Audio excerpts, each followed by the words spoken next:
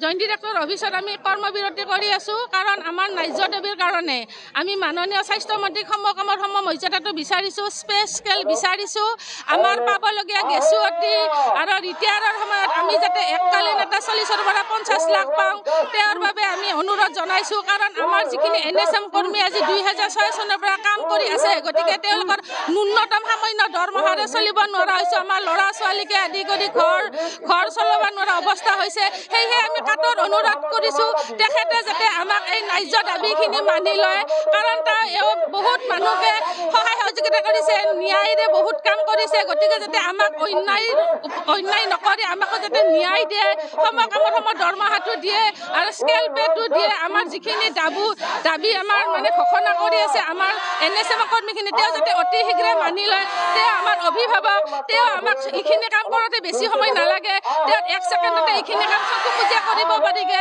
গতিকে আপুনি এনেও বহল হৃদয়ৰ মানুহ, আমি জানো আপুনি দুখীয়া দৰিদ্ৰৰ কাৰণে বহুত কাম কৰিছে। গতিকে আমিও দুখীয়া দৰিদ্ৰ ঘৰৰে ল'ৰা ছোৱালী, কোনোমতেদি আমি ঘৰ সংসাৰ চলাই আছোঁ। গতিকে আপুনিও যাতে আমাক অলপমান চকু মেলি চাই আমাক যাতে সহায় কৰে। আপোনাৰ আমি বিৰোধিতা হৈ আমি কৰ্মবিৰতি কৰা নাই, আমাৰ নিজৰ ন্যায্য দাবীৰ কাৰণেহে আপোনাৰ আজি এই কৰ্মবিৰতি কৰিবলৈ বাধ্য হৈছোঁ। কাৰণ আপোনাক আমি সন্মান কৰোঁ, বহুত আমি মৰম কৰোঁ, বহুত আমি আশীৰ্বাদ দিওঁ। আমি আপোনাক অসমৰ CNM বনাইছোঁ কাৰণ আপুনি ন্যায় অন্যায় বিচাৰ কৰিব পাৰে।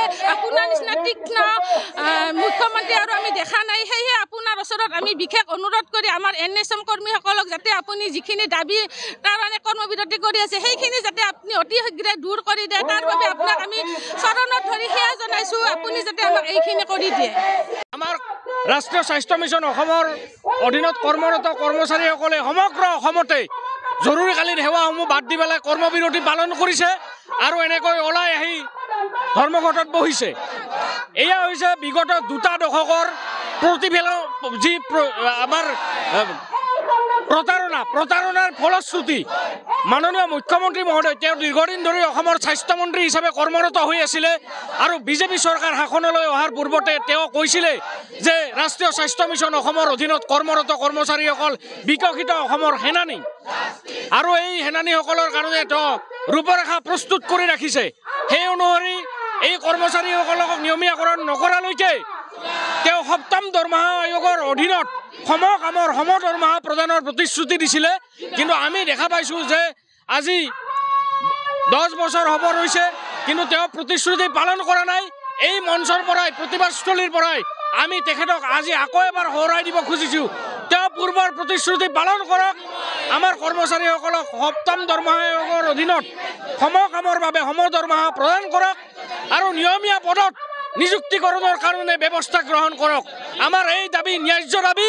গতিকে এই দাবী চৰকাৰে মানি লৈ তেওঁলোকৰ সদিচ্ছাৰ প্ৰমাণ দিয়ক। আমাৰ এই আন্দোলন চলি থাকিব, আন্দোলন আৰু বেছি জংগী হ'ব আৰু তীব্ৰতৰ আন্দোলন কৰি পেলাই আমি স্বাস্থ্য ব্যৱস্থাত আমাৰ যি ভূমিকা, সেই ভূমিকাৰ পৰা আঁতৰি আহি পেলাই অচল কৰি পেলাম আৰু আন্দোলন জংগী হ'ব।